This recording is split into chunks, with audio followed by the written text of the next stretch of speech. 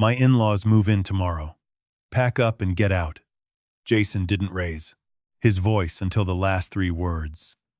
The fork in his hand struck the dinner plate with a sharp little crack, and the air conditioner hummed. Over the silence that followed, I could smell roasted garlic from Rebecca's chicken and the lemon cleaner she'd used on the table. Under my palm, the wood felt cool and slick. My son leaned back. Your replacement is your severance. Rebecca set down her water glass. Carefully, ice clicked against the side. I looked from her to Jason. My replacement? Dad, don't make it ugly. His voice dropped now, as if I were the one embarrassing people. Frank and Diane sold their condo. They need somewhere comfortable. You've got options. At 58, I'd spent most of my working life assessing risk around commercial property.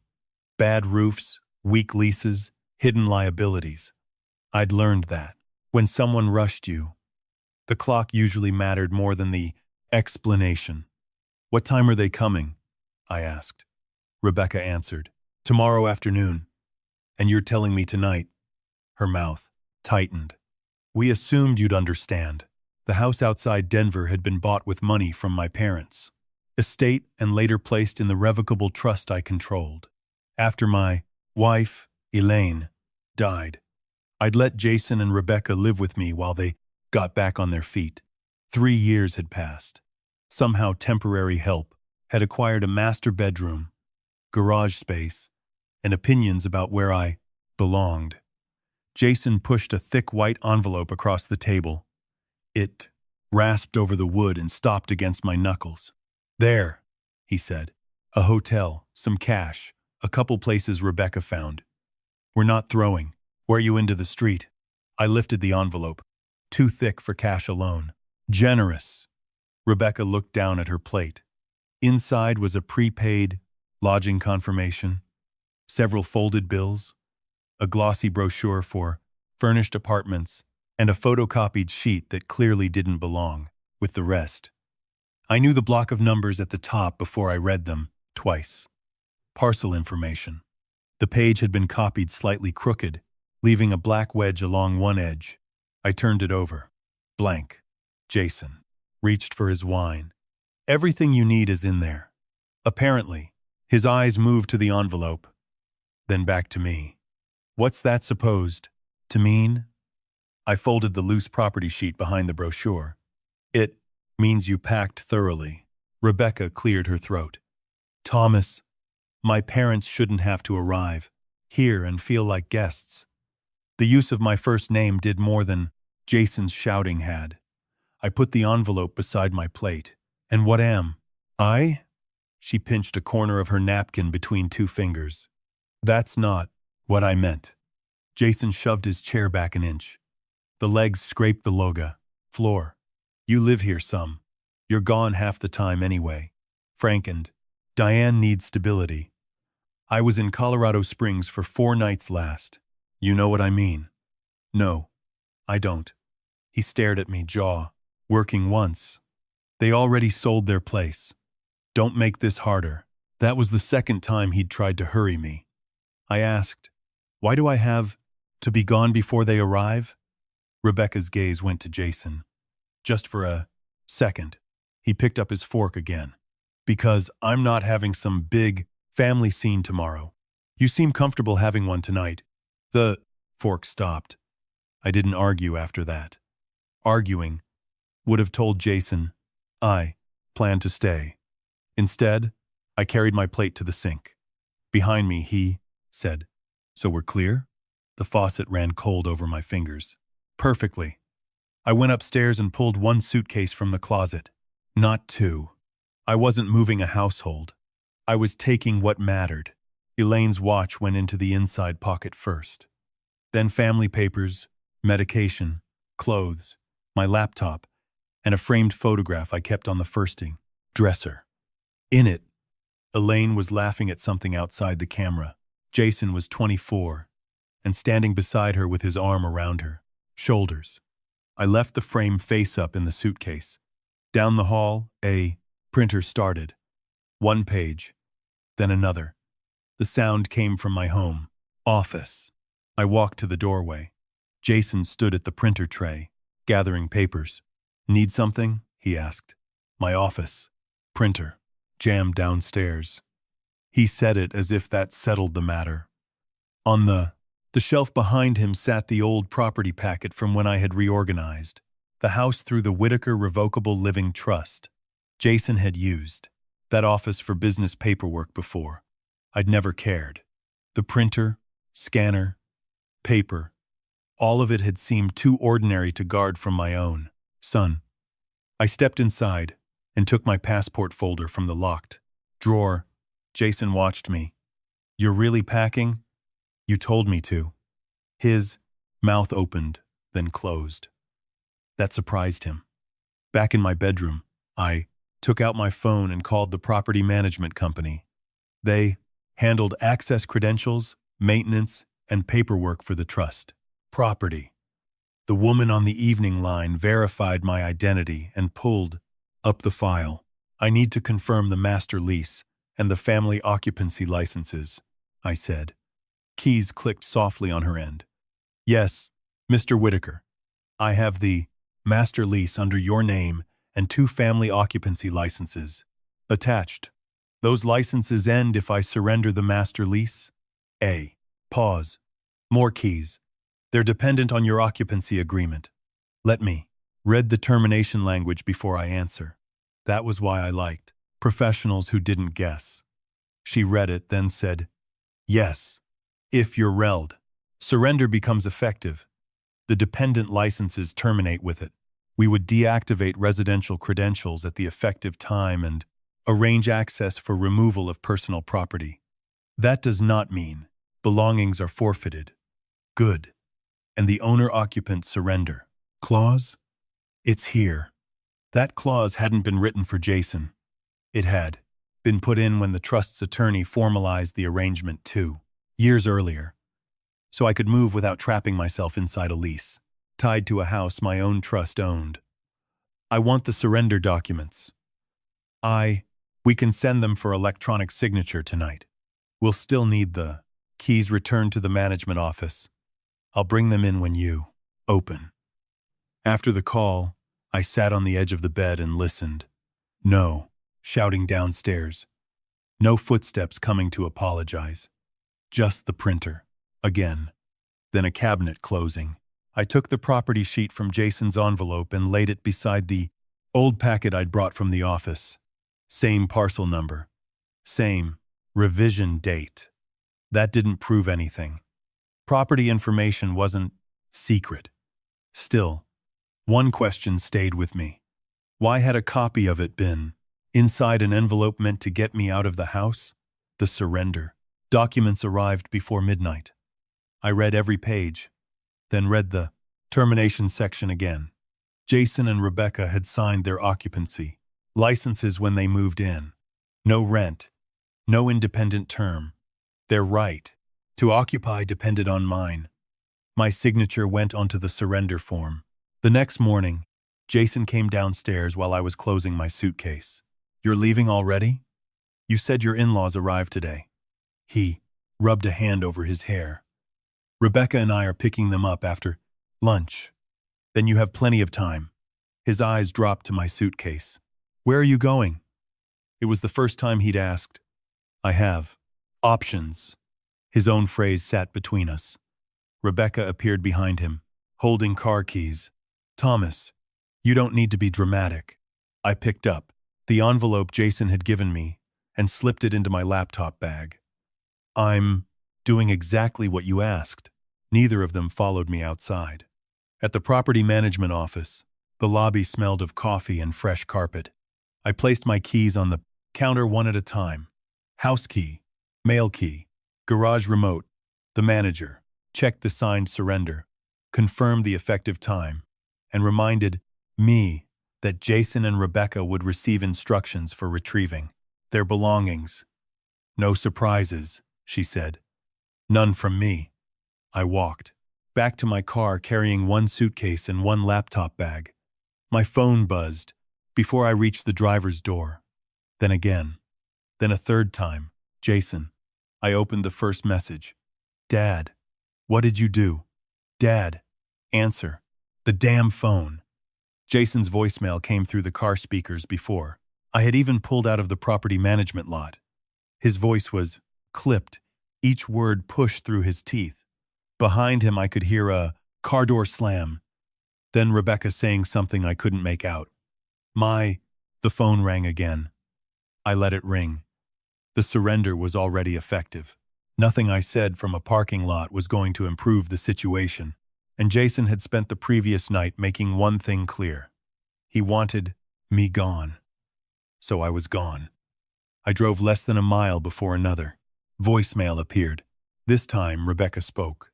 Thomas, whatever you changed with the house, change it back.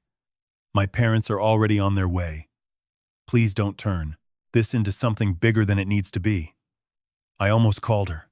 Then I heard those last words again. Something bigger. I put the phone face down in the cup holder and drove toward the furnished apartment I'd booked for the week.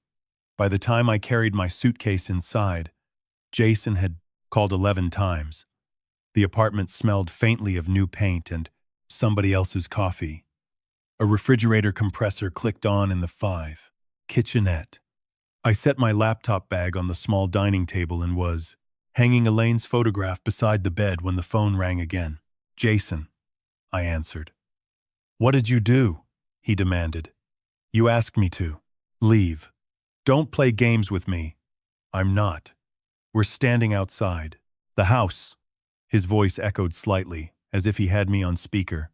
Then I heard Frank Sloan in the background. What does he mean, he left? Another voice followed. Diane. Rebecca. Why aren't the cards working? I sat down. So they were already there. Jason lowered his voice. Dad, call the management company and turn the access back on. That isn't how it works. You own the place. The trust owns it. Same difference. No. A car. Horn sounded somewhere behind him. Then came the electronic chirp of an access reader, followed by a dull beep. Red. I knew that sound. The side entrance used the same system as the garage. Jason spoke again. That would make sense. What the hell is that supposed to mean? I surrendered my master lease this morning. For several seconds, nobody spoke. Then Rebecca came onto the line. You what? You told me your parents shouldn't have to feel like guests. Jason told me to pack up and get out. I did. That doesn't mean you cancel our access. I didn't cancel your cards personally. Your occupancy licenses depended on my master lease. You both signed them. Jason cut in. Nobody reads every page of that stuff. I do. Frank's voice came closer. Jason, give me the phone. There was some muffled arguing then. Frank spoke directly to me. Thomas, this is Frank. I know your voice. Can we stop screwing around for 5 minutes? I'm listening. We've got 2 cars full of luggage. Diane's got boxes in the back of mine. And apparently nobody can get inside a house we were told would be ready. I looked at the severance envelope on the table. Told by whom? Pause. Your son. Then you should probably ask my son. Frank exhaled. Into the phone. Fine. Where are you? I'm not coming back to the house. I didn't ask you to. Something changed in his tone. Less irritation. More calculation. Thomas, what exactly happened to our arrangement? What arrangement? Silence again. This one lasted longer. I heard Diane say, Frank? Then Frank asked, very slowly, what happened to the $600,000 we sent for our share?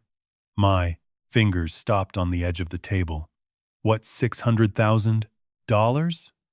Nobody answered immediately. The refrigerator compressor shut off, and suddenly the apartment was so quiet I could hear traffic passing outside the window. Frank said, Don't do that. Do what? Pretend you don't know what I'm talking about.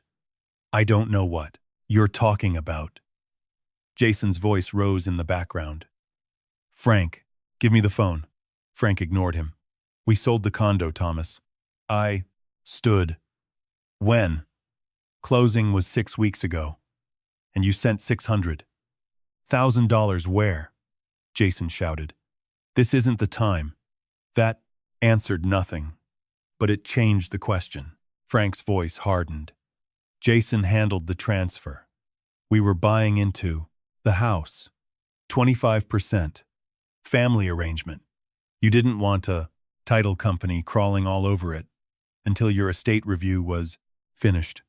I walked to the window without seeing much beyond the glass. I never offered you 25% of that house, Rebecca said, something sharply in the background. Frank continued. We have paperwork. From me? Yes. No, you don't. The words came out, quieter than I expected. Jason finally got the phone back. Dad, stop. Did Frank send you $600,000? You're making this sound like something it isn't. That was a yes or no question. It was part of a family deal. A deal with whom? With us. All of us. I rubbed my thumb across the rough edge of the envelope. You threw me out of the house last night because we needed the space. And today, Frank arrives believing he owns part of it. You're twisting everything. Then straighten it. Jason took a breath. You were fine with bringing them in. No. You knew we'd discussed it. I knew they were visiting sometimes. That's close enough to the same thing. No, Jason, it isn't. Rebecca's voice broke through. Jason, you said he approved the purchase. Rebecca, stay out of it. You told me he approved it. I said we had an understanding, Frank shouted. You told me there was a signed approval. I said nothing. I didn't need to. For the first time since at dinner, Jason wasn't controlling the conversation. Then he tried another direction.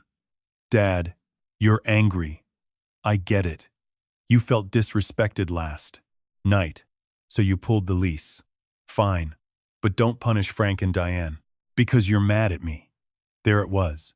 The problem wasn't the $600,000. The problem, according to Jason, was my reaction. I asked, did I sign something? His answer came too quickly. We talked about it. That isn't what I asked. Dad, did I sign something? Frank took the phone again. I'll send it to you myself. Jason said, Frank, don't. A second later, the call ended. I stayed by the window. $600,000. My parents had left an estate worth roughly $12 million after years of careful investing and property ownership. I'd never treated that number like a family checking account. Jason knew that better than anyone, especially after the bailouts I'd already given him. The phone buzzed. A message from Frank contained several photographs. The first showed a document titled Family Property Participation Agreement. The second contained a projected ownership schedule. The third made me sit back down. Seller approval. My name appeared beneath it. Thomas Whitaker, trustee. Below that was a signature. Mine. Almost. I enlarged the image. The first stroke of the T leaned exactly the way mine did. The W had the same wide center. Anyone who had seen me sign a birthday, the card might have accepted it, but I knew my own hand. I called Frank. He answered immediately. Tell me that's not what I think it is, I said. What do you think it is? A document I never signed. I heard him breathe out. Jason said you wanted this kept inside the family. Did you ever hear that from me? No. Did you ever hear me offer you part of the house? Another pause. No. Did you ever ask me? Jason said, you didn't want people pressuring you while you were changing the tame estate. I looked at the photograph again. What estate change? Frank hesitated. You'd better talk to your son. Where did you send the money? To the account Jason gave me. Not to the trust? No. Not. An escrow account? No. Not a title company? No. His voice had lost its edge. Jason said this was cleaner. I closed my eyes for a second, then opened them. Send me everything he gave you. Every page. Every email you still have. You think he stole. I didn't say that. Then what are you saying? I'm saying I'm not going to guess. Another message arrived while we were speaking. More pages. I downloaded them to my laptop. Property description. Parcel. Information. Square footage. Trust name. Accurate details. Details Jason could have seen in my home office. I reached into my laptop bag and pulled out the thick white envelope from dinner. The bills were still inside. So was the apartment brochure. And behind it, the property sheet that had never belonged there. I placed Frank's photograph on my laptop screen and laid the paper beside it. Same layout. Same parcel number. Then I saw the line at the bottom. Revision date. I leaned closer to the screen and checked Frank's copy. Same date. My phone started ringing. Jason. Again. I didn't answer. Because the question was no longer why my son wanted me out of the house. It was why a page from the paperwork used to take $600,000 from his in-laws had ended up inside the envelope he used to get rid of me. Don't call Jason yet, I told Frank. He had been breathing hard enough for me to hear it over the phone. For once, he didn't argue. What are you going to do? He asked. Find out whether that paper means anything. It has your name on it. So does junk mail. That signature looks real. It looks familiar. That's not the same thing. Frank went quiet. I closed the laptop and slid the property sheet back into Jason's white envelope. The paper caught against the flap with a dry scrape. My coffee had gone cold beside me. I hadn't taken more than 2 sips. Send me the wire receipt, I said. Not a screenshot if you can help it. The original confirmation from your bank. Why? Because I want to know exactly where you sent the money. I told you. Jason gave me the account. Then let's stop talking about what people told. That got another silence. I'll send it, Frank said. The call ended. Within 10 minutes, I had an appointment with Margaret Ellis, the attorney who had helped me reorganize my parents' inheritance after probate and later drafted the Whitaker Revocable Living Trust. The office was in Lakewood, less than 20 minutes from the furnished apartment. I carried Jason's envelope with me. Margaret didn't smile when I put the fake approval letter on her desk. She put on reading glasses, then took her time. This is not one of ours, she said. You're sure? I'm sure of the format. I'm also sure you never authorized a transfer of beneficial interest in the house through my office.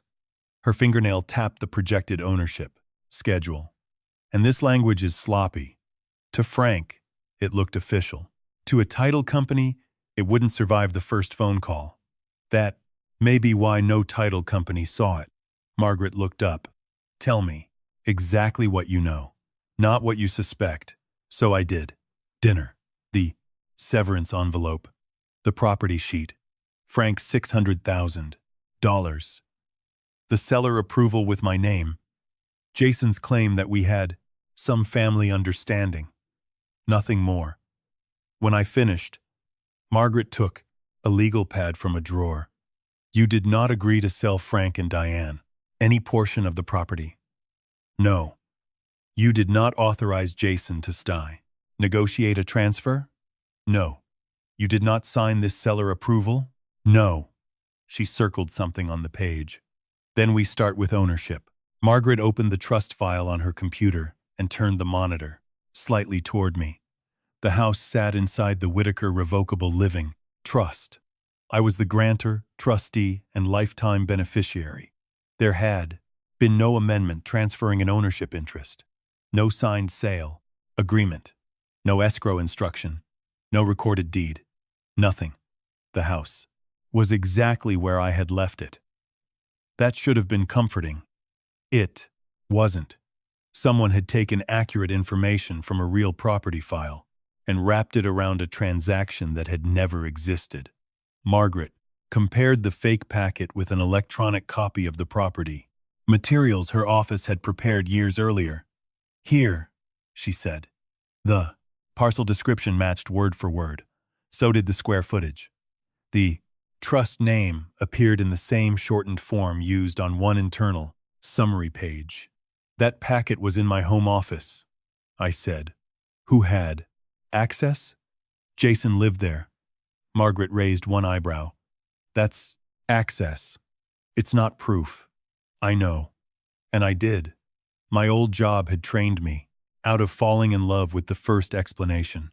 A cracked foundation might come from bad soil, bad drainage, bad construction, or all three. You didn't pick the answer you liked. You followed what held up. Still, I could hear the printer from the night before. One page, then another. Jason standing at the tray. My phone started, vibrating across Margaret's desk. "Jason," I answered on speaker. Margaret said nothing. "Dad, can you just call Frank and tell him the deal is still moving?" "What deal?" I asked. He exhaled sharply. "You know what I mean." "No, say it." "The house arrangement." "With Frank?" "Yes. The arrangement where he sent $600,000? A pause. Then Jason said, "He was buying into the property. We all discussed. We did not. You and I did." "When?" "Dad. Come on." "When?" Another pause. "This isn't a deposition." "No, it's a phone call." "That should make the question easier." Margaret looked down at her notes. Jason's voice changed. Softer now. "Look, just tell Frank we're still working toward closing. Give me a few days." "Closing with whom?" "What?" "Who is the seller?" "You are." "I never agreed to sell." "Not formally. There is a seller approval with my signature on it." Silence. I could hear traffic on his end and a door shutting. Finally, Jason said, "Frank wanted something in writing." "That isn't an answer. I'm trying to keep everybody calm. You seem to be the only person who knew there was something to stay calm about." "Dad, where is Frank's money?" His reply came fast. "It's safe." "Where?" I said it's safe. Margaret wrote 2 words on her pad and turned it toward me. "Ask for records. Send me proof," I said. Jason gave a short laugh. "You don't trust me now? I'm asking where $600,000 went. You're making me sound like a criminal. I'm asking for a bank record." His breathing changed.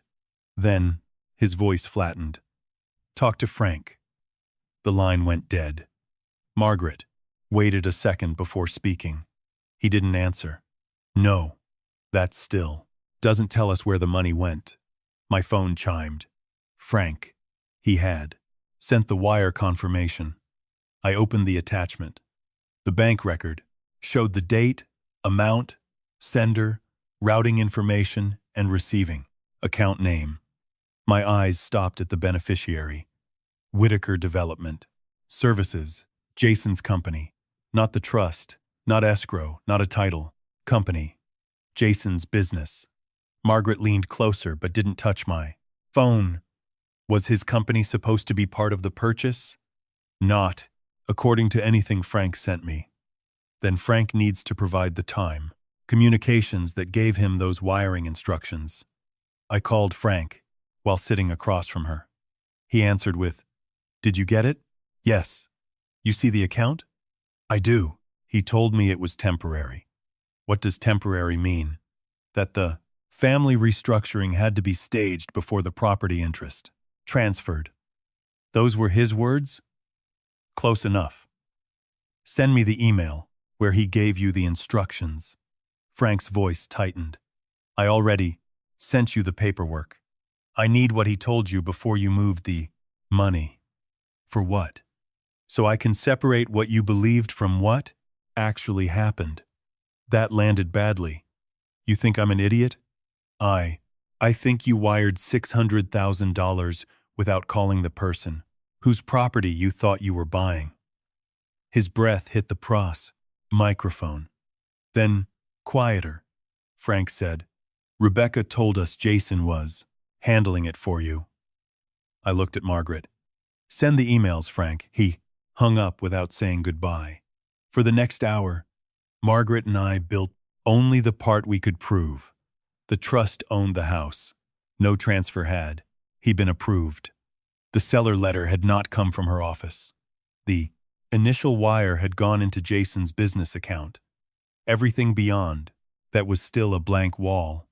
When I returned to the furnished apartment, evening light had faded from the windows. The refrigerator hummed again. I set Jason's envelope on the table beside my laptop and opened the property packet photographs one more time. The fake package used the same old internal trust abbreviation as the packet from my home office. Not something Frank could have guessed.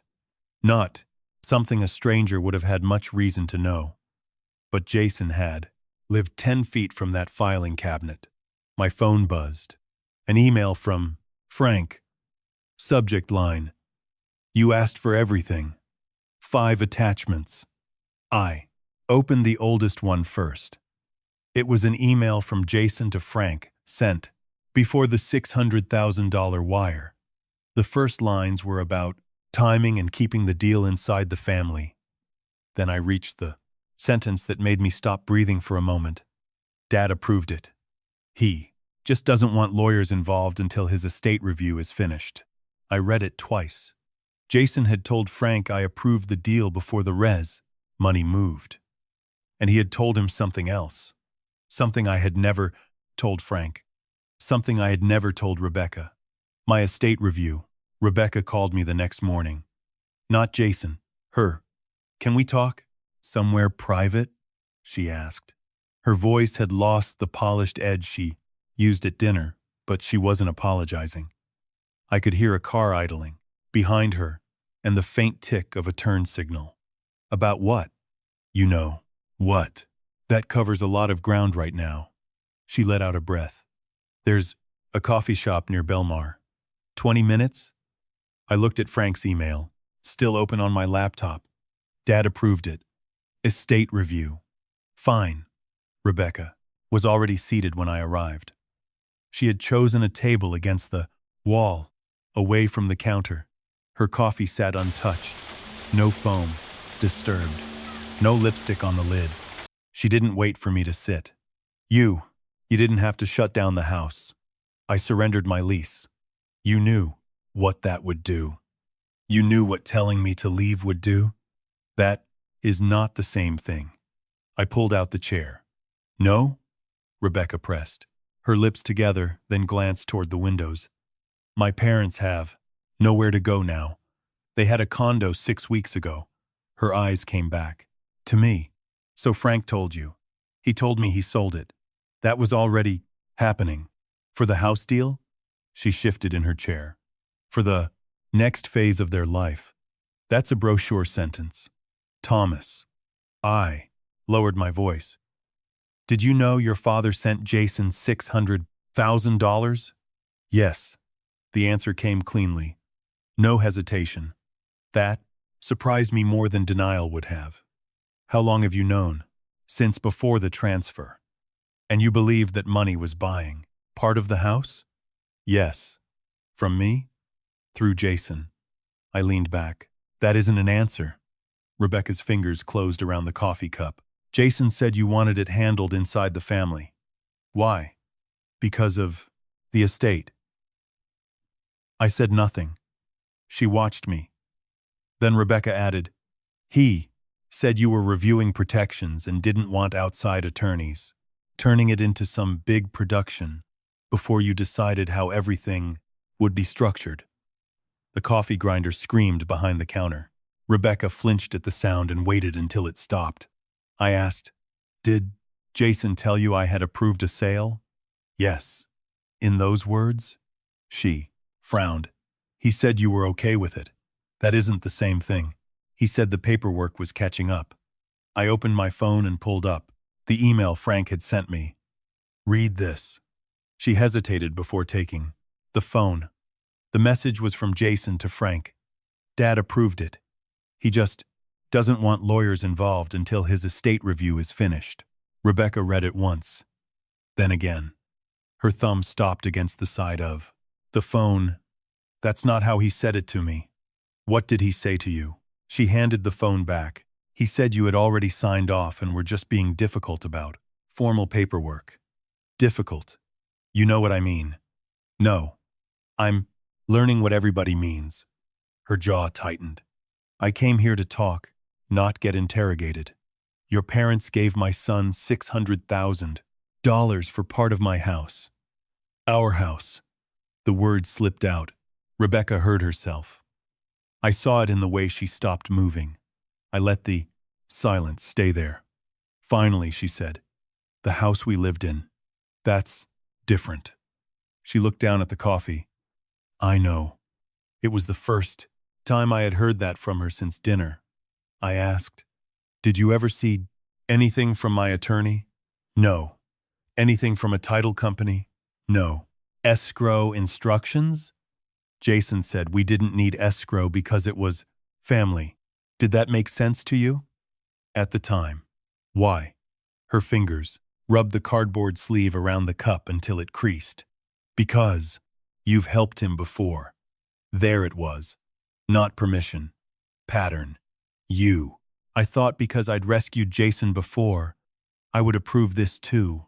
I thought you trusted him. So did I. Rebecca looked away. A barista called someone's name near the counter. Chairs scraped. A spoon hit the commas floor and spun once before stopping. The noise gave us both a few seconds. Then I asked, what did you tell Frank and Diane? Rebecca's shoulders dropped slightly. I told them Jason knew what he was doing. That's all? I told Dad you wouldn't let anything happen to the money. My palm flattened against the table. Based on what? Based on you. No. Based on what? Did I say? She didn't answer. I tried again. Did I ever tell you I would guarantee their money? No. Did I ever tell Frank? I don't know. He says, no. Rebecca closed her eyes for a second. When she opened them, the voice was quieter. I should have called you. Yes. Jason told me not to. That changed the shape of the conversation. I waited. He said you hated being pressured about money after Elaine died. Rebecca continued. He said you were still weird about anything involving the trust. Weird. That was his word. Elaine's name sat between us now. I pictured the photograph beside the bed in the furnished apartment. Her, laughing, Jason beside her. Rebecca kept going. He said, if Dad called you directly, you might get defensive and cancel everything just because you felt cornered. So, the solution was to keep me out of the dock conversation. He said he was protecting the deal. And you believed him. She stared at the lid of her coffee. Yes. There was no point squeezing the word harder. I asked, why did Jason think I wouldn't talk to Frank? He said you didn't want business mixed with grief. That doesn't even mean anything. I know that now. No. You know the money is missing now. Her eyes lifted. You don't know that it's missing. I know it didn't. Go to the trust. Jason said he had to move things around temporarily. That phrase again. What? Temporarily. Rebecca's mouth opened, then closed. I took out the property sheet from the severance envelope and placed it on the table. Have you seen this? She touched one corner. Maybe. Where? I don't know. Jason has stacks of property stuff. This page was in the envelope he gave me to leave. Rebecca pulled her hand back. He probably grabbed the wrong papers. Maybe. That word mattered. I wasn't interested in forcing a conclusion ahead of the aftercation. Evidence. But Rebecca's attention stayed on the page. What is it? She asked. Property information from an old trust packet. Is it confidential? Not all of it. Then it doesn't prove anything. I didn't say it did. Her chair creaked as she leaned back. For the first time, she looked tired, instead of defensive. I don't know what you want me to say. The truth would be useful. I've been telling you the truth. The part you know. She looked at me sharply. Then her phone buzzed on the table. Rebecca glanced down. Jason. She turned the screen face down. I asked, "Does he know you're here?" "No." "Why not?" "Because I didn't tell him." That was new too. She picked up the phone again and started scrolling through older messages. "What are you looking for?" "Something he sent me before my parents wired the cans. Money." Her thumb moved faster, then stopped. Rebecca stared at the screen. "What?" She didn't answer immediately. I watched her reread the gay message. Finally, she turned the phone toward me. Jason's text was short. "Delete that email thread when you're done. Dad reads half a conversation and blows things up." I read it twice. "Which thread?" "I don't remember." "You deleted it?" "Yes." "Why?" "Because he asked me to." Rebecca took the phone back and scrolled again. "I thought it was about the property packet." "You thought?" "I wasn't keeping evidence, Thomas. I was helping my husband." The words came out harder than she intended. She looked toward the window, then lowered her voice. "God." I didn't respond. After another minute, Rebecca said, "There's something else." I waited. Her fingers wrapped around the cold coffee cup. "Jason told me you were changing what he'd inherit." I watched her face. "When?" "Before my parents sent the money." "How much before?" "A few weeks." I kept my voice level. "What exactly did he say?" Rebecca swallowed. "That you were putting new restrictions on him. That you didn't trust him with the estate anymore." The cafe noise faded behind, the question forming in my head. I had never told Rebecca that. I had never told Frank. And I had never told Jason what I was considering. Not directly. So how did my son know? "You knew about the money going into Jason's company?" Frank didn't answer right away. We were sitting in a conference room at Margaret Ellis's office the following afternoon. The blinds were half open, cutting the table into bright and dark stripes. Diane sat beside Frank with both hands wrapped around a paper cup she hadn't touched. Rebecca had taken the chair closest to the door. Margaret had asked everyone to bring records. They already had a legal right to see. No fishing through Jason's accounts. No guessing, just documents. Frank finally said, "I knew where I sent it." "That isn't what I asked." His jaw moved once. "I knew Jason was using the business account as the first stop." Diane turned toward him. "You told me it was going to the house." "It was going toward the house." "That is not the same sentence, Frank." Her voice stayed low. "That made it worse." Margaret slid the original wire confirmation across the table. "The full $600,000 went to Whitaker Development Services. What we need to establish is what happened after that, using records each of you can legitimately provide." Rebecca opened a folder. "I can get statements from the joint household account and the FAR business-linked card I'm still authorized on." Frank stared at her. "You have those?" "I'm married to him." The answer came flat. Margaret nodded. "Only accounts you're authorized to access. Nothing else." For the next hour, numbers replaced accusations. That helped me. Numbers. I didn't flinch. Rebecca's statements showed 2 transfers from Jason's business account totaling $220,000 to overdue, vendor and commercial debt. Another series of payments, including principal, interest, and fees, added up to $140,000 toward a private bridge loan. Frank leaned forward. "What bridge? Loan?" Rebecca looked at him. "I didn't know about that one either." Margaret marked it on a yellow pad. $90,000 went to household and lifestyle obligations, she said.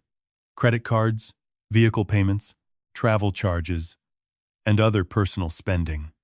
Diane's paper cup crumpled, slightly under her fingers. $90,000. Rebecca looked down.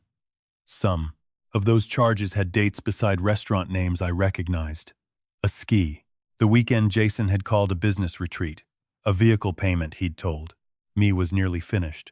Renovation charges I had assumed came from his company's cash flow. They hadn't. I traced one line with my finger. Jason asked me for $40,000 last winter because a client was late paying him. Rebecca's head came up. He told me you offered that. No. She said nothing after that. The room settled into the soft hum of the ventilation system and the scratch of Margaret's pen. 35,000 more had gone to operating costs, accounting bills, legal, retainers, deposits, and payroll pressure inside Jason's company. 15,000 remained in the account when everything broke open. That left one transfer, $100,000. Recipient, Sloan Whitaker Ventures. I looked at Frank. He stopped touching his coffee. Margaret noticed. Do you recognize that entity? Frank shifted. In his chair. Yes. Diane turned slowly. How? It was supposed to be temporary. There was that word again. Rebecca sat back. Temporary for what? Frank's eyes moved to Margaret, instead of his wife. Jason said part of the money could work harder before the property restructuring finished.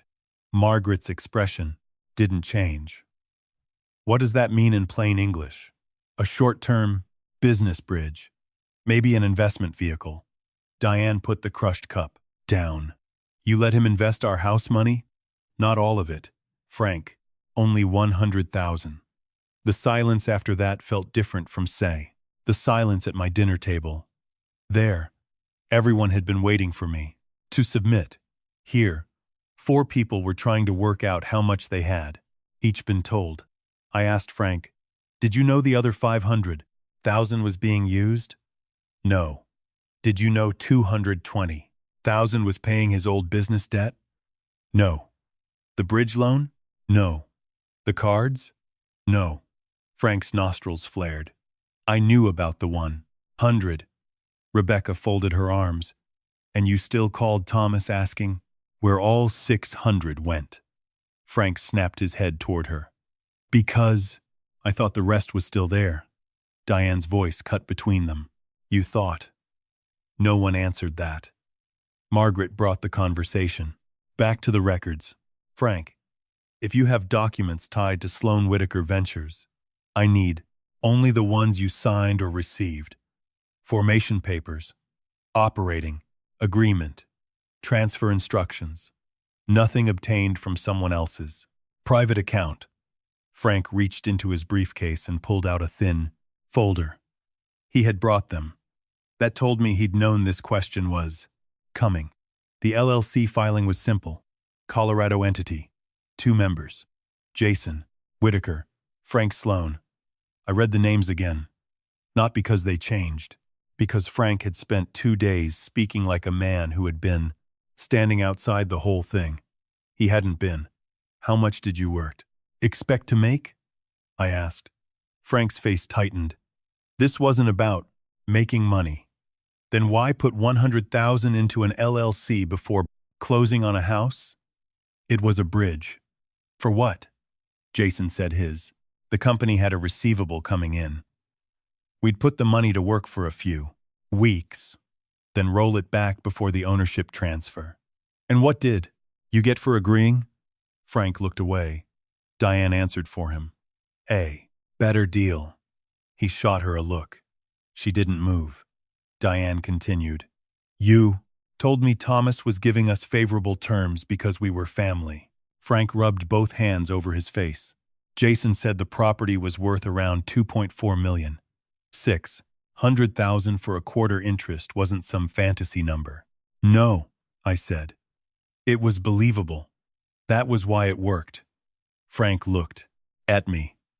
You're enjoying this. I leaned back. What part? Watching me sit here looking stupid. No, I'm watching you try to make me responsible for a deal you never asked me about. His chair scraped. Margaret said, Frank. He stopped. I kept my voice level. You told Diane I stood behind the transaction. Did I ever say that to you? No. Did I ever guarantee Jason's business? No. Did I tell you to bypass escrow? No. Then stop using my name to make your decision look safer than it was. Frank stared at me for a long moment. When he finally spoke, some of the fight had gone out of him. I thought you'd stand behind your son. That is not the same as asking me. He looked down at the LLC papers. Rebecca broke the silence. Jason told me Dad's money would be untouched until the house closed. Frank looked at her. He told me the 100,000 was the only piece being moved. Then, he told us different things again, she said. I watched her hand tighten around the edge of the folder. Margaret gathered the documents into separate stacks. At this point, we can account for the full 600,000 using records voluntarily, provided by people authorized to access them. That does not answer intent. It does tell us the money did not purchase any interest in the house. Frank looked at the yellow pad.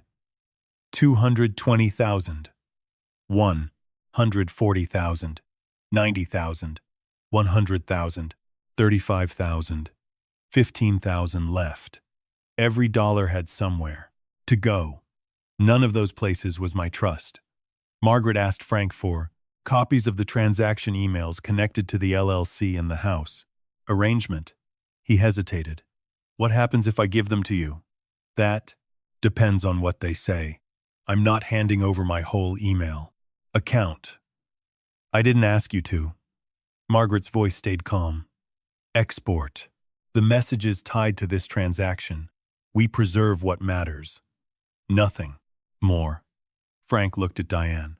She said, send them. He took out his phone. The first batch arrived before we left the conference room. I didn't open them there.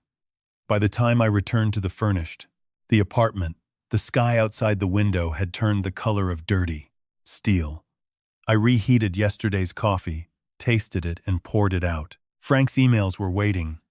Most were what I expected. Jason talking about timing, cash flow, the family arrangement, keeping lawyers out until later.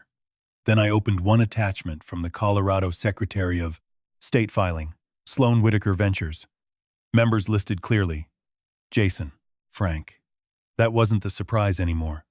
The surprise came from an older email buried beneath the LLC messages. It had been sent before Frank wired the money, before the house participation documents, before any talk of moving into my home. Jason had written, if a revocable trust changes distribution controls, can an expected beneficiary still borrow against what they're supposed to receive later? Or does the trustees' new language block that? I read it once, then again. My son had been asking about restrictions on future inheritance before Frank ever sent him $1. You knew $100,000 was being moved before closing. Frank stared at the email on my laptop as if the sentence might rearrange itself. We were back in Margaret's conference room 2 days later. This time Diane had insisted on coming. Rebecca sat across from her father, arms folded, while Frank kept one hand flat on the table beside the documents. I knew that peace was temporary, he said. Diane turned toward him. You keep using that word like it changes. What happened? It was supposed to come back. From where? Frank looked at Margaret. She said, answer your wife. Not me. His chair creaked under him. Sloan Whitaker Ventures. Diane's fingers stopped moving. So you knew. Jason was taking part of our money into an LLC. Yes. And you didn't. Tell me. It wasn't supposed to matter. Her mouth pulled tight. $100,000 didn't matter? Frank rubbed his forehead. It was a bridge. Jason said the property deal would close, and the money would be replaced before anything finalized. I leaned forward. Replaced with what? Receivables. From Jason's business? Yes. Well, did you verify those receivables? Frank's eyes narrowed. I wasn't auditing him. No. You were wiring him $600,000. Rebecca shifted in her chair. Dad, you told Mom and me the money was protected by the house. Frank looked at her. Because that's what I believed. Based on what? Jason said. Thomas had approved the two structure. I held his gaze. You keep coming back to my name. Because it mattered. It mattered enough for you to trust Jason. Not enough for you. Are you to call me? Diane looked at Frank. Why didn't you? He exhaled, through his nose. Because Jason said Thomas didn't want to be pushed. While he was reviewing the estate, Rebecca spoke quietly, and I backed him up. Nobody said anything for Rebecca to say. The ventilation system clicked on above us. Margaret turned one page in front of her, slow and deliberate. Frank continued. Jason showed me emails. Not from Thomas directly. Threads, he said, were based on conversations with him. He made it sound like this was already decided, and the only reason lawyers weren't involved was because Thomas didn't want the trust review turned into a circus. I asked, Did you ever see an email from me? No. A text? No. A voice message? No. Then what exactly convinced you? Frank's jaw tightened. The numbers. That answer interested me. What numbers? The house was worth around $2.4 million. $600,000 for a quarter. Interest made sense. Maybe a little favorable, but not ridiculous. Jason said you wanted family involved instead of strangers. Diane gave a humorless laugh. You liked the discount. Frank turned to her. I liked not throwing money away on rent for the rest of our lives. You liked the deal. He didn't answer. That was answer enough. I had spent years looking at commercial claims where people described greed with cleaner words. Opportunity, efficiency, timing, family discount. The word changed. The math didn't. Margaret slid the LLC operating agreement toward Frank. Your name appears here as a member. What did you understand the $100,000 was for? A short-term business, bridge inside, investment. What return were you expecting? Frank looked uncomfortable. Jason said, if the company cleared the receivables on time, the LLC could keep a small upside. Diane stared at him. How much? He didn't guarantee a number. That isn't what I asked. Frank lowered his voice. He mentioned maybe 8 to 10,000. Rebecca looked away. Diane sat back. So you risked $100,000 of our retirement money to make maybe 10. It wasn't supposed to be risky. Margaret raised a hand before the argument grew. Let's separate two issues. Frank knowingly agreed that $100,000 he could move through the LLC. He says he did not know the remaining $500,000 would be spent before any legitimate property transaction existed. That's right, Frank said. I asked. When you called me from the driveway and demanded to know where the $600,000 went, did you know the 100 had been moved? Yes. Then why did you say it like you knew nothing? His face hardened, because I thought the other 500 was sitting where it was. I'm supposed to sit. Which was where?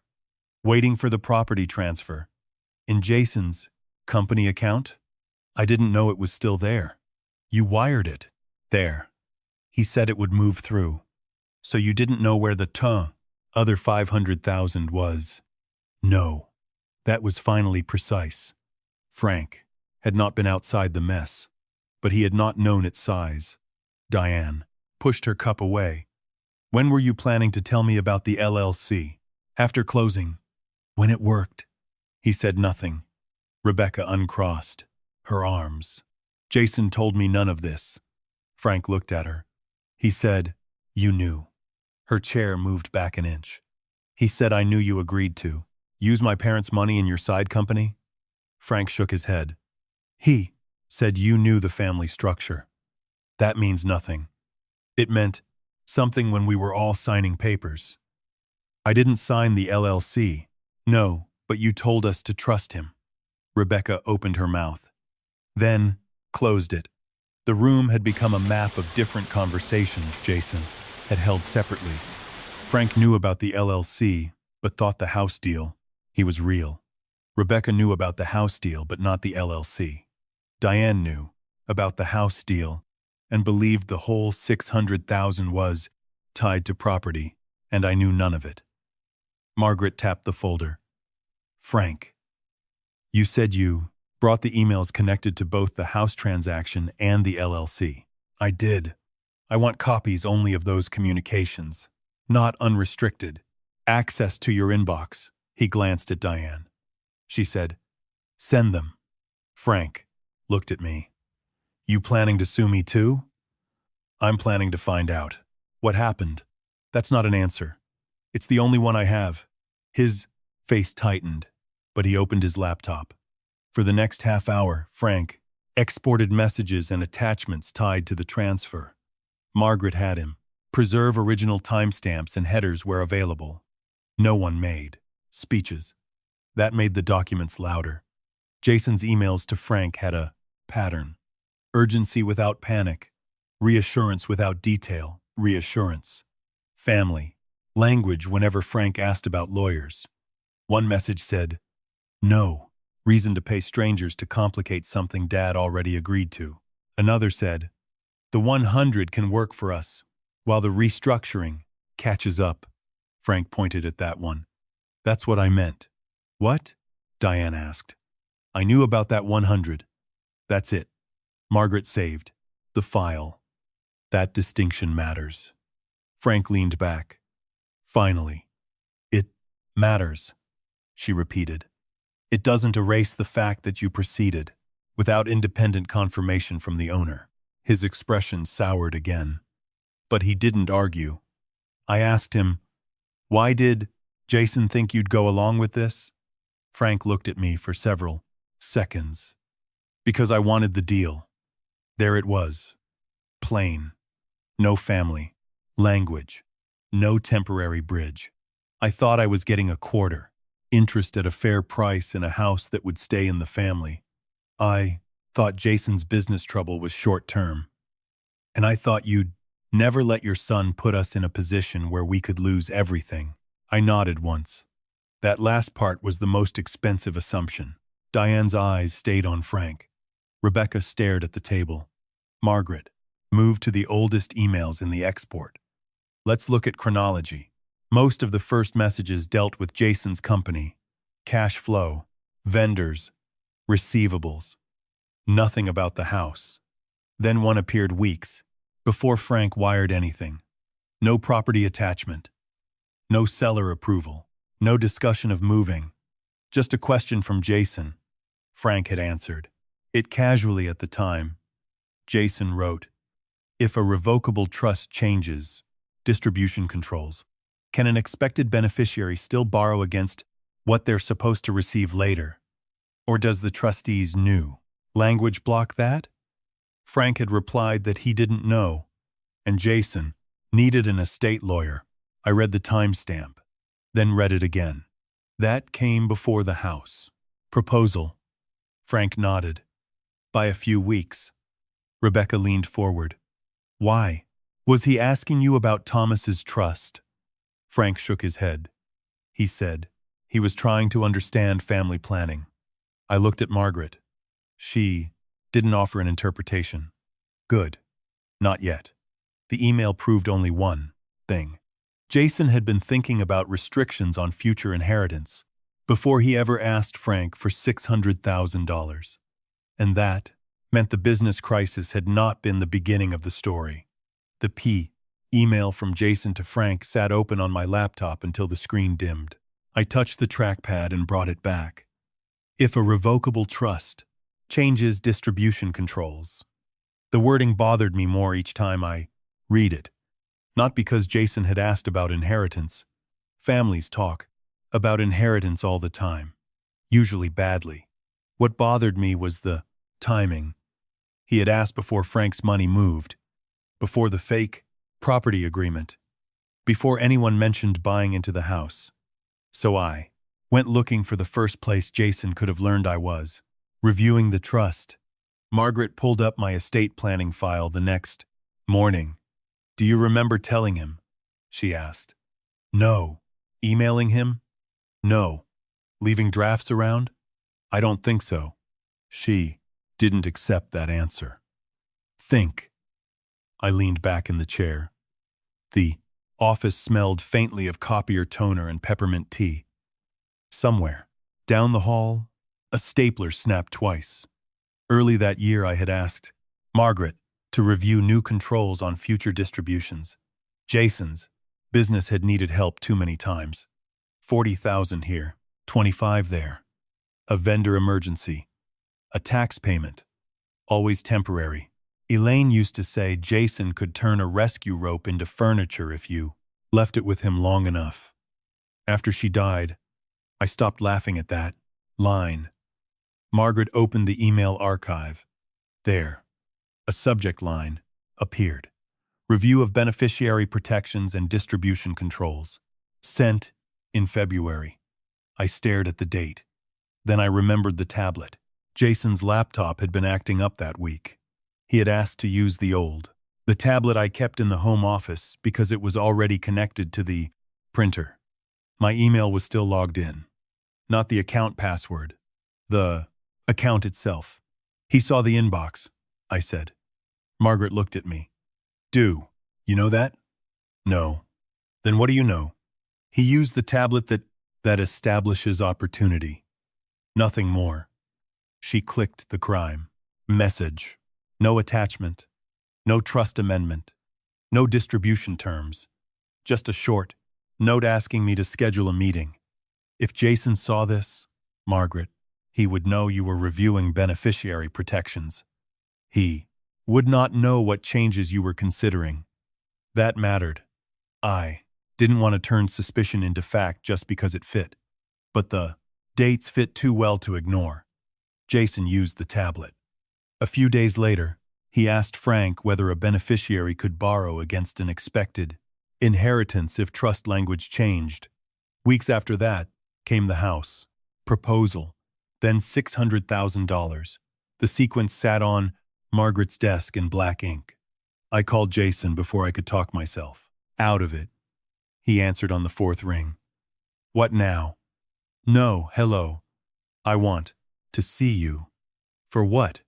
To talk. We've been talking. No. You've been dodging questions. A truck rumbled past somewhere on his end. Jason said, I'm busy. Tomorrow morning. Another pause. Where? I gave him the address of a quiet diner near Lakewood. He showed up 2 minutes late. Jason wore the same charcoal jacket he used for client meetings, but the shirt underneath was wrinkled at the collar.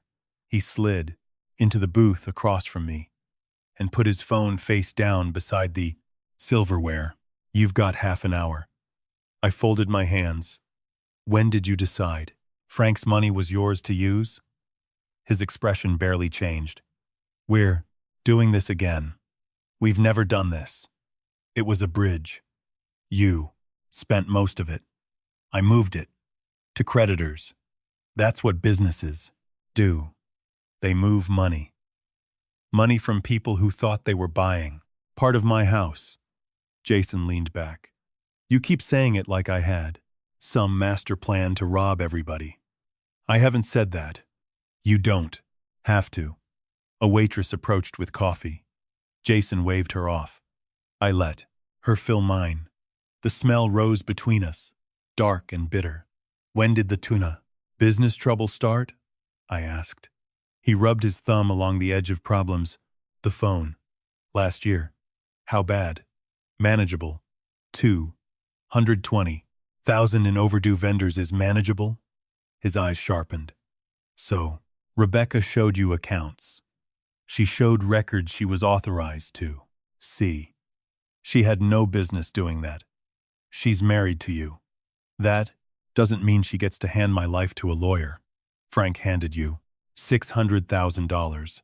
You don't get to complain that paperwork. Followed. Jason looked toward the counter. This is why I didn't tell. Tell me what? That I needed breathing room. You didn't borrow from me. You wouldn't have said yes. There. A clean answer. Not the whole truth, but clean. So you used Frank. I used an opportunity. What opportunity? Jason leaned toward me. His money was sitting there. My company had receivables coming. The house deal would have closed. Everybody would have ended up where they wanted. The house deal could not close without. You would have come around. Why? Because you always do. My fingers tightened around the coffee cup. Jason saw it. He lowered his voice. Dad, don't pretend this family hasn't worked that way for years. Something happens, you fix it. That's your defense? It's reality. I set the cup down. Then explain the seller approval. He looked away. Frank wanted paperwork. With my signature. It wasn't a deed. That doesn't answer the question. You're acting like it transferred ownership. I'm acting like my name was used on a document I never approved. Jason's jaw flexed. Frank needed reassurance. So you gave him mine. He knew it was family. No. He thought I was part of it. Jason pushed back against the booth. You want me to say I screwed up? Fine. I screwed up. That's not what I asked. What do you want? The point where this started. He stared at me. I took out a printed blaze, copy of the old email to Frank, and placed it between us. Jason read the first line. His face changed only slightly, but his hand stopped moving. You were asking about trust restrictions before Frank sent money. So? So why? I was curious. About whether a beneficiary could borrow against an inheritance. That's not illegal. I didn't say it. Was. His mouth tightened. I continued. You used my tablet in February. Jason looked at me sharply. What does that have to do with anything? My estate attorney emailed me that day. Silence. I tapped the paper. Review of beneficiary protections and distribution controls. He looked down. You left your email open. There it was. Not guessed. Not inferred. Said. I waited. Jason leaned back. His mouth closed, and his gaze dropped to the table. So what? I saw a subject line. And then you asked Frank about borrowing against expected inheritance. I was trying to understand what you were doing. You could have asked me. You wouldn't have answered. Try me. He laughed. Once. You were already changing things. I was reviewing them. Same. Difference. No. It is when I'm the one you're planning around. The police. The waitress passed behind him carrying plates. Ceramic clattered against ceramic. I asked. Were you worried I'd cut you off? Jason's voice dropped. You'd started treating every dollar like I was stealing from you. You were 31 years old. So? So your business was mine to rescue, every time it slipped. I paid you back. Sometimes. His eyes hardened. Mom never kept score. Elaine's name landed with precision. I didn't move. No, I said. She kept records. Jason looked away first. For several seconds, neither of us spoke. Then he said, You want the truth? I panicked. About the business? About everything. Be specific. The company was tight. Frank had cash after the condo sale. You were changing the trust. I saw the whole thing closing in. A whole thing. My future. I watched him. There was no embarrassment in the phrase. Just ownership. I asked quietly. When did my money become your future? Jason shook his head. Don't do that.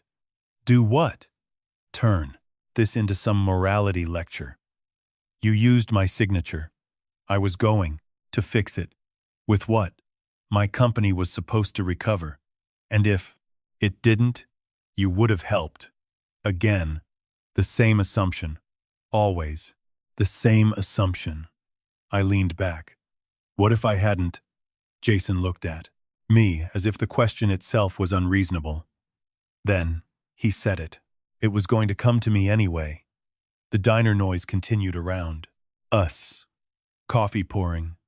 forks hitting plates. Someone laughing near the register. My son sat across from me, waiting for that sentence to sound. Ordinary. I stood. Jason frowned. Where are you going? To make one. Change you don't have to guess about. What change? I picked up the brode. Printed email. No more business payments. No emergency checks. No credit lines. Nothing voluntary from me. His chair shifted hard against Tager. The floor. Dad, you said it was going to come to you anyway. His face tightened. I put cash beside my coffee. Now you can practice. Waiting. Jason called me before 8 the next morning. You canceled. When his voice came through the speaker sharp enough that I moved the Clace phone away from my ear. I stopped paying. That account was due. Today. I know. You knew. Yes. For several seconds, only his breathing filled the line. Then Jason said, How long are you planning? To punish me? I stood at the kitchenette counter, in the apartment, one hand around a mug of coffee. The ceramic was warm against my palm. Outside, tires hissed over damp pavement. You called those payments temporary help, I said. They were. Then temporary ended. You can't just pull the plug when you know the company's under pressure. I'm not pulling anything. I'm declining to create it. Write another check. That's the same thing. No. Jason laughed once, without humor. You always do that. Do what? Hide behind wording. I'm being precise. You're being cruel. I took a sip of coffee and let the bitterness sit on my tongue. You told me the money was going to come to you anyway. I was angry.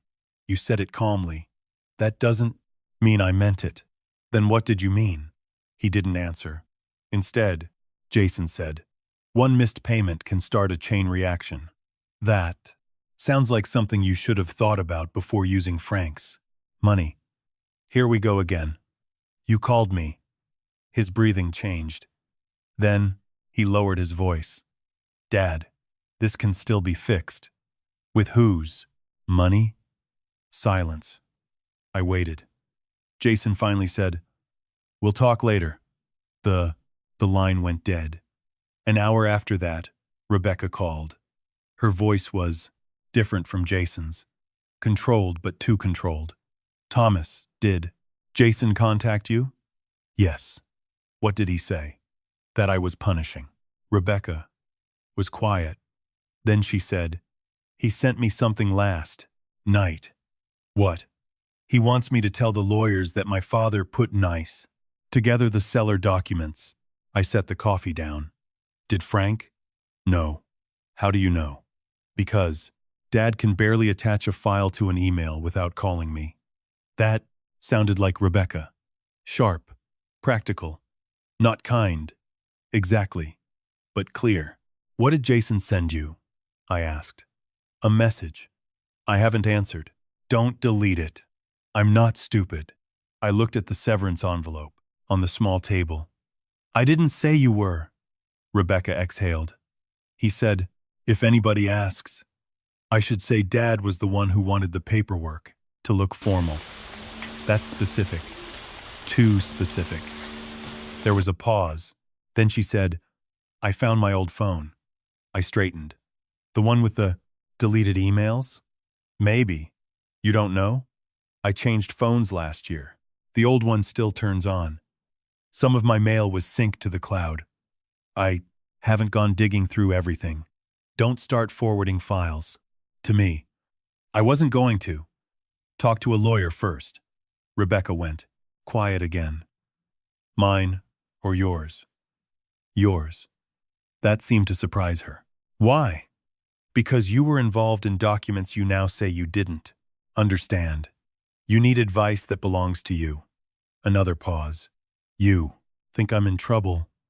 I think guessing is how everybody got here. Rebecca's voice dropped. I'll call someone. By noon, Margaret had heard from Rebecca's attorney. Not from Rebecca directly. That mattered. Margaret called me after lunch. Rebecca's counsel says she has an older device with synced Email that may contain transaction communications. May. Exactly. We don't know what's there yet. What happens now? She reviews it with her attorney. If there are communications, she's willing and legally able to provide her lawyer will preserve and produce them. No shortcuts. No shortcuts. I sat at the small dining table and looked at Elaine's photograph near the bed. 3 days earlier, Jason had been yelling for me to get out. Now attorneys were discussing preservation. The distance between those two things wasn't very large. That bothered me. It meant the structure had already been there. We were only uncovering it. Late that afternoon, Margaret called again. Rebecca's attorney sent a limited production. My grip tightened on the phone. What did they find? A message thread. I want you here before we discuss it. I drove to her office. Margaret had printed the thread and placed it face down. She deleted this from her active inbox after Jason asked her to. She said, the old device still had a synced archive copy. Can we trust that? We can trust that an archived copy exists. We can examine headers, timestamps, attachment history. We cannot claim more than those records. Support. She turned the pages over. The first email came from Jason's account. Subject: Dad approval draft. My stomach went still. Attached was a document. Seller approval. Not the final version Frank had received. A draft. Jason's message to Rebecca was short. Check Dad's name and address. Fix any typos before I send it. Rebecca's reply came 20 minutes later. Address is right. You misspelled beneficiary in the second paragraph. Also, the spacing under Thomas's name looks weird. Jason answered, fix it if you can. No message from me. No copied. Attorney. No title company. Nothing. Margaret pointed at the timestamps. This thread predates Frank's wire. How long before? 4 days. I read the messages again. Rebecca had helped edit it. Not the substance, but the document. Her own words sat there. Fix any typos. The next email included the revised attachment. Margaret said, the attachment history shows a revised file was sent back through Jason's account. That supports the fact that his account transmitted the document. It does not prove he personally typed every word. Good. She looked at me. You're glad it's limited? I'm glad we know what it actually proves. That was the only safe way through. Document by document. Claim by claim. Margaret opened another file. This is where your envelope matters. She had scanned the property sheet I'd found with the motel. Money. Beside it sat the property sheet attached to Jason's draft package. At first glance, they looked identical. Then Margaret enlarged both. Same revision date. Same slight tilt in the scan. Same pale black streak along the lower corner. A toner defect. Could 2 separate scans look like this? I asked. Of course. So these look consistent with the same scanned source or batch. That's corroboration, not a fingerprint. Margaret opened the older property packet and placed its signature page beside the draft approval. There's one more limited comparison. The signature image in the draft is consistent with the scanned signature in this packet, including the same clipped tail on the X final stroke. That supports a common source. It still does not tell us who inserted the image into the draft. I leaned closer. The crooked edge from Jason's severance envelope matched the crooked edge in the May attachment. Same little black wedge. Same faded line through the footer. My home office printer had been doing that for months. I heard it again, in my head. One page, then another. Jason standing beside the tray the night he ordered me. Out, Margaret said. This does not win a case by itself. I know, but when combined with the original property packet, the email from Jason's account, the timing before the wire, and Rebecca's archived thread. It strengthens the chain. I sat back. For the first time, the fake approval didn't feel like a piece of paper floating by itself. It had a path. Old trust packet in my office. Property data copied. Draft sent from Jason's email. Rebecca correcting format. Final package going to Frank. Money moving afterward. No coincidence required. No mysterious stranger. Just choices. My phone buzzed on Margaret's desk. Rebecca. I answered. Thomas, she said. Jason knows I talked to a lawyer. How? I told him. Why? Because he asked me again to blame Dad. Her voice was tight. He said, if this gets ugly, Frank has more to lose than anyone. Because his name is on the LLC. I looked at Margaret. Did you save that message? Yes. Give it to your attorney. I already did. For a moment, neither of us spoke. Then Rebecca said, I didn't know. That approval was fake. I looked down at the printed thread. You knew. I hadn't emailed you. I thought Jason had talked to you. You didn't check.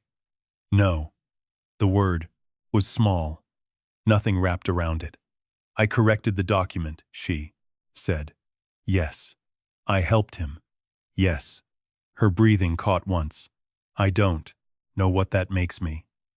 That's something you should discuss with your lawyer. She went silent. Then Rebecca said, You really don't make this easy. No. I meant it. After the call, Margaret gathered the records into labeled folders. Next step is preservation and demand letters. We can invite counsel for the parties to a formal settlement conference before litigation expands. Do we have enough to make demands? Yes. To prove everything? No. I nodded. That answer was worth more than certainty. Margaret continued, If document examination and financial records support intentional falsification, we can discuss what referrals to are appropriate. But we are not skipping ahead. No. She closed the last folder. What do you want to do? I looked at Jason's draft. Approval. Frank's wire. Rebecca's archived messages. The property sheet. From the envelope he had slid across my dinner table. For days, Jason had kept everyone in separate rooms with separate versions. That was ending. Set the meeting. Jason arrived with an attorney and a story. That was the first thing I noticed. Not an apology. Not an explanation. A story. This got out of hand. Because everybody panicked, he said before anyone had finished sitting down. That's all. We were in Margaret's largest conference room. Frank and Diane sat together on one side of the table. Rebecca sat beside her own attorney, leaving an empty chair between herself and Jason. Margaret had arranged 3 folders in front of me. Jason noticed the empty chair. His mouth tightened. Then he smiled at Rebecca. You really needed your own lawyer? Rebecca didn't look at him. Yes. Jason's attorney, a gray-haired man named Paul Turner, placed one hand on the Panis table. We're here to see whether this can be resolved without escalating things unnecessarily. Margaret nodded. That's the purpose of the conference. Jason leaned back. Good. Because there's nothing criminal here. There's a bad business situation and a family misunderstanding. Nobody answered. Margaret opened the first folder. Let's begin with ownership. She placed the trust records on the table. The sound of paper sliding over polished wood seemed unusually loud. The residence is owned by the Whitaker Revocable Living Trust. Thomas is the grantor, trustee, and lifetime beneficiary. There is no executed transfer of ownership, no approved sale of beneficial interest, no escrow instruction, and no recorded deed transferring any interest to Frank or Diane Sloan. Jason's attorney read the first page. Jason barely looked at it. I never said there was a recorded deed. Frank's head turned. You told me. We were buying a quarter of the house. We were working toward it. You told me Thomas approved it. He had. I spoke for the first time. No. Jason looked at me. You were fine with family moving in. That isn't approval to sell property. You knew we talked about restructuring. No. His fingers tapped once on the table, then stopped. Paul Turner spoke carefully. Jason, let counsel finish. Margaret moved to the next folder. Frank transferred $600,000 into Whitaker Development Services based on representations that the money was connected to a family property transaction. Jason cut in. Frank knew some of it was going into the Moan business. Frank's face darkened. 100,000. You knew. There was overlap. I knew about the LLC. You signed the LLC papers. Yes. Jason spread his hands. There. Exactly. Diane turned toward. Exactly what? That Frank wasn't some helpless victim. Frank's chair scraped the floor. Margaret raised her hand. Frank's knowledge of the $100,000 LLC bridge is documented. So is his lack of authorization for the remaining $500,000 to be used elsewhere. She placed the reconciled ledger on the table. $220,000 to overdue business and vendor debt. $140,000 to a private bridge loan and associated fees. $90,000 to household and lifestyle obligations. $35,000 to operating and professional expenses. $100,000 to Sloan Whitaker Ventures. $15,000 remained. Jason's jaw shifted. The company had receivables coming. Frank laughed once. You keep saying that like receivables are cash. You understood the risk. I understood 100,000. Convenient. Frank leaned forward. No. Specific. The word hit the table harder than a shout. Margaret waited until both men stopped. Then she opened the email file. Before the transfer, Jason wrote to Frank that Thomas had approved the property participation arrangement and did not want attorneys involved until his estate review was finished. Jason looked at his attorney. Paul Turner kept his expression neutral. Jason said, "That was based on conversations with Dad." I asked, "Which conversations?" "You know." "No. You were reviewing the trust. That is not a conversation." His voice sharpened. "You left your email open." Rebecca finally looked at him. Jason stopped. Too late. I watched Paul Turner turn his head slightly. Margaret didn't react. She simply said, "Thomas has already explained that Jason may have seen a subject line indicating an estate review. That did not communicate approval of a property transfer." Jason leaned back again. "So now seeing things in your own house is evidence?" "No," Margaret said. "It explains how you may have known a review existed."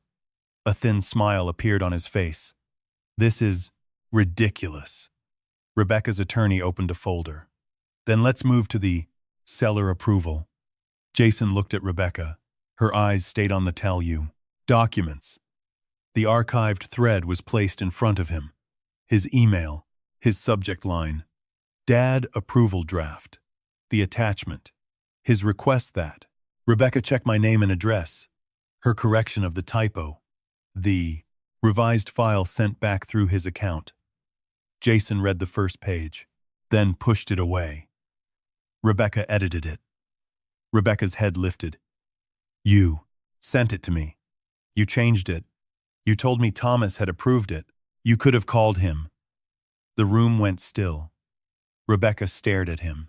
For days she had admitted exactly that. She should have called me. Now, Jason was using her failure as his defense. Her attorney said, "Rebecca's responsibility for her own conduct is not being denied." The question is, why Jason sent her an approval document bearing Thomas's name when Thomas had not approved the transaction. Jason looked at me. "You would have approved it." There it was again. Not I did, would have. Margaret placed the final property documents in the front of him. One was the sheet from the fake package. The other came From the envelope Jason had slid across the dinner table. Same revision. Date. Same crooked scan. Same faded toner mark. Same black wedge along the corner. Jason stared at them longer than he had stared at anything else. I could hear the air vent above us, and somebody rolling a cart down the hallway outside. Paul Turner asked, "Where did the second copy, what come from?" I answered, "The envelope Jason gave me when he told me to leave the house." Jason looked up. "That proves nothing. By itself," Margaret said. "It does not." He pointed at her. "Exactly," Margaret continued. "But it is consistent with the same property packet and scan batch used in the materials sent before Frank transferred the money." Jason turned toward Rebecca. "You probably put it in there." Her face changed. Not dramatically. Her mouth simply went still. "I never touched that envelope." "You packed the hotel information." "I printed the lodging confirmation." "So you were handling papers." Rebecca's attorney spoke. "Jason." He ignored her. Frank did not. "You're blaming everybody now." Jason swung toward him. "You knew about the LLC. 100,000. You wanted the deal." "Yes." "You wanted a discount." "Yes." Frank's answers came faster now. No excuses. Jason's, the voice rose, and Rebecca edited the document. Rebecca said, "Yes." That stopped him. She looked across the table. "I edited a document you told me Thomas had already approved." Jason opened his mouth. She continued, "I told my parents to trust you. That was mine. I deleted messages when you asked. That was mine too." A pause. "But you don't get to hand me the beginning just because I helped with the middle." Jason stared at, then looked at me. His face changed again. The fight went out of his shoulders. For a second, he looked younger. "Dad." I knew that voice. The one he used after failed contracts, after tax problems, after the first time his business couldn't cover payroll. "Dad, we can still fix this." Nobody moved. He leaned closer. "Reinstate the housing arrangement. Frank and Diane can stay there. You backstop the money while I stabilize the company. Once receivables clear, I repay." "Everybody," Frank whispered. "You cannot be serious." Jason kept his eyes on me. 3 months. I said nothing. Maybe less. Still nothing. His voice softened. "You've helped me before." "Yes. So help me now." I looked at the seller approval. The wire records. The deleted thread. The property sheet from the severance envelope. Then back at my son. "You called it severance." Jason frowned. "What?" "The envelope." His eyes dropped to the papers. "You told me my replacement was my severance." "That was a joke." "No." I rested my hands on the table. "Consider us severed financially." His face tightened. "You'd let your own son lose everything?" I looked at him. For years, every disaster had ended with the same question in a different form. Would I fix it? Would I pay? Would I make the consequence smaller? Not this time. I'm letting you keep what's actually yours. The first demand letter went out 4 days after the conference. Margaret called me before she sent it. I want you to understand what this is and what it isn't," she said. I was standing by the window of the furnished apartment, looking down at a parking lot striped with late afternoon light. "It's not a judgment," I said. "No, it's a formal demand to preserve records, address the pros, disputed funds, and begin recovery discussions before litigation expands. And if Jason ignores it, then counsel makes the next decision." Her voice stayed steady. No promises. I had come to appreciate that. Frank's attorney sent his own demand the same week. The focus was narrower. Money. Records.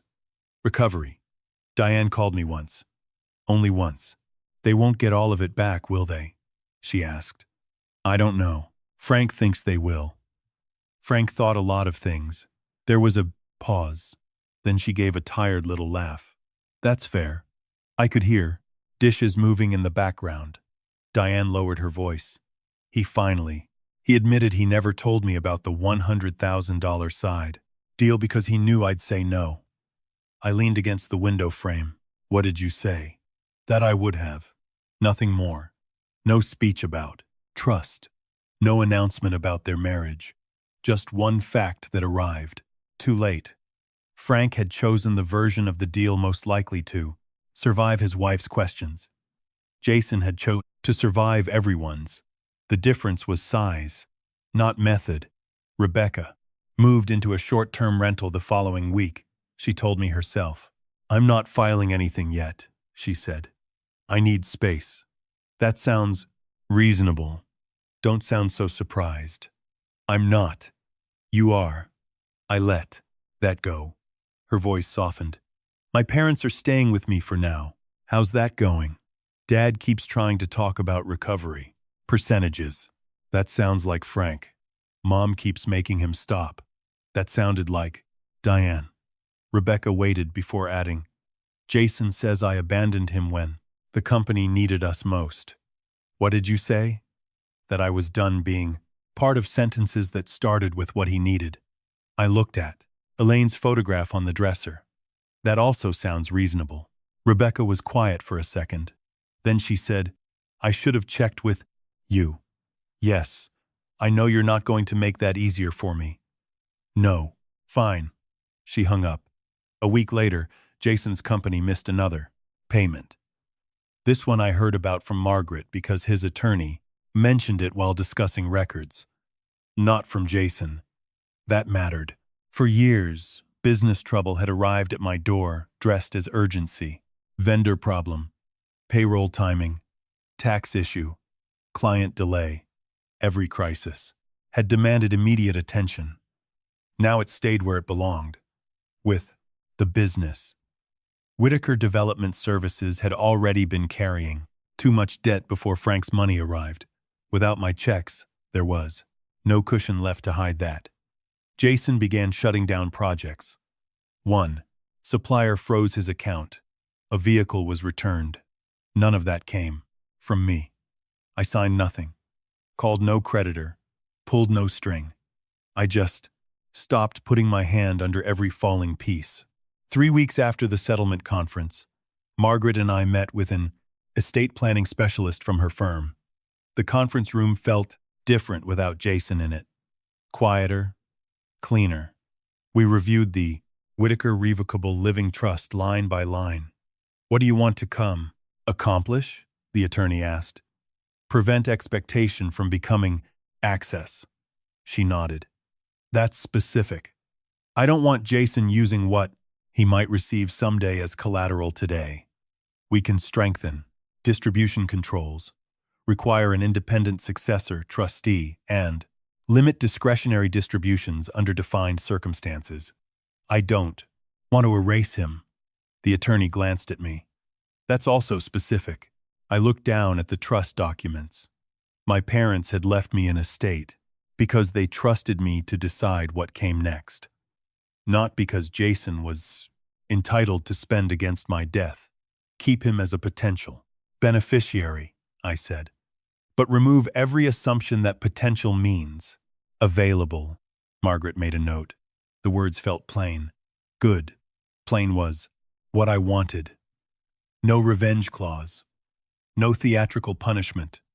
No paragraph designed to hurt him from beyond the grave. Just boundaries written clearly enough that nobody could pretend not to understand them. Frank's recovery process moved more slowly, as it should have. Some money could to be traced. Some assets could be discussed. Some claims were disputed. The $100,000 tied to Sloan Whitaker Ventures remained especially complicated because Frank had knowingly agreed to that part. He hated hearing that. Diane did not let him avoid it. I found that out when Frank called me one evening. You know they're treating me like I was part of this. You were part of one piece. I didn't know what Jason was doing. You knew what you were doing. His voice went quiet. That's easy for you to say. No, it's easy for me to prove. He didn't like that. But he didn't hang up. After a while, Frank said, Diane says the same thing. She's probably right. That's getting old. Then stop giving her reasons. He laughed despite himself. It was the first normal sound I had heard from him in weeks. By the second month, Jason stopped calling every day, then every week. Silence replaced urgency. I didn't know whether that meant he was finally listening to his attorney or simply running out of ways to ask for money. Either way, my phone stayed quieter. I moved out of the furnished apartment and into a smaller townhouse on the west side of Denver, 2 bedrooms, a study, 1-car garage, no family occupancy, license, no shared printer. The first thing I unpacked was Elaine's photograph. The second was the old severance envelope. I should have thrown it away. Instead, I put it in the file with everything else. 3 months after the conference, Jason asked to meet. Not at Margaret's office. Not at his attorney's. A diner. Same one as before. He was already there when I arrived. No charcoal jacket this time. Just jeans, a blue shirt, and a coat that looked older than I remembered. His coffee was untouched. You look good, he said. You look tired. Yeah. I sat across from him. For a while, neither of us spoke. Then Jason rubbed his thumb across the coffee cup. The company's done. I heard. I'm closing what's left. I nodded. Rebecca still gone? Yes. Another nod. Frank had taught me something useful. Ask only the question you actually need answered. Jason looked at me. I need help with one payment. There it was, smaller than before. Same shape. What payment? Storage. Equipment. Just to get through liquidation. No. He blinked. You didn't even ask. How much? It doesn't matter. Dad. No. His jaw tightened. I'm not asking you to save the business. You're asking me to pay for the end of it. It's one check. No. He looked toward the window. A truck passed. Outside, the coffee machine hissed behind the counter. Jason spoke, without looking at me. So you really meant it? Yes. Financially. Severed. Yes. He nodded once. Slowly. Then he asked, Did you cut me out of the trust? No. That brought his eyes back. What did you do? Added controls. His mouth twisted. Of course you did. You won't be able to treat an expected inheritance like money you already own. I get it. Do you? He leaned back. I lost the company. Rebecca left. Frank suing. You changed the trust. What else do you want me to? Understand? I looked at him. You keep listing things. What else is there? The choices that came before them. Jason stared at the table. His fingers stopped moving. For once, he didn't argue. A waitress came by and asked if we wanted food. We both said no. When she left, Jason spoke quietly. Do you still consider me your son? The question sat there longer than any demand for money ever had. Yes. He looked up. But that doesn't make me your bank. His face tightened, then relaxed. A little. So that's it? I reached into my coat pocket and touched the edge of the old severance envelope I had brought without planning to. The paper felt soft now from being handled too many times, I thought. About the night he pushed it across the dinner table. The hotel money. The property sheet. The word severance. No, I said. Jason waited. That was it. I stood. This is what comes after. What would you do if the person asking you for one more chance was your own child? That is, what makes a story like this difficult? Setting boundaries with a stranger can be simple. Setting them with someone you raised, protected, and rescued more than once can feel completely different. You may know that saying no is necessary and still feel the weight of that word after you say it. One lesson here is practical.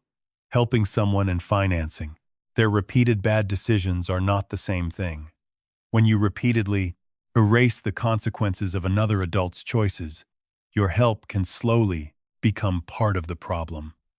The next emergency feels less dangerous to them because they expect you to absorb the damage. Eventually, your savings, property, reputation, and peace can become resources they mentally count as their own. A boundary becomes necessary when generosity is no longer producing responsibility. Money inside a family also needs the same basic safeguards you would use with anyone else. If someone asks you to transfer a large amount of money, verify the transaction directly with the actual owner. Read what you sign. Ask where the money is going. Use independent professional advice. When property, inheritance, business ownership, or major savings are involved, never accept "we're family" as a substitute for documentation. Trust should make honest verification easier, not unnecessary. You can also learn something from the way different people accepted different versions of the same story. When important decisions depend on one person carrying messages between everyone else, speak directly. One phone call can expose contradictions that weeks of second-hand explanations may hide.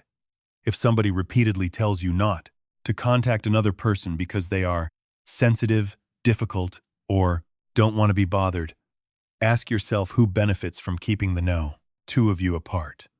Another important lesson is that accountability does not require cruelty. You do not have to destroy someone simply because they hurt you. Sometimes the strongest response is much simpler. Stop paying. Stop covering. Stop lending your name, house, credit, or reputation to decisions you did not make. Preserve the evidence, use lawful processes, and allow consequences to reach the person who created them. That distinction matters especially between parents and adult children. You can love your son or daughter without guaranteeing their business. You can care whether they suffer without paying to prevent every consequence. You can leave a door open for a relationship while closing the door to your bank account. Those choices are not contradictions. And if you are the person who made the mistake, responsibility begins with something equally concrete. Stop blaming the people who finally refused to rescue you. Admit what you did. Repair what can be repaired. Accept what cannot. Change the behavior that produced the damage. Have you ever had someone you loved begin treating your generosity as an obligation? Did you keep helping because you were afraid that saying no would damage the relationship? And if you were in Thomas's position, would you have drawn the financial boundary sooner, or would you still have given Jason one final chance? Share what you would have done.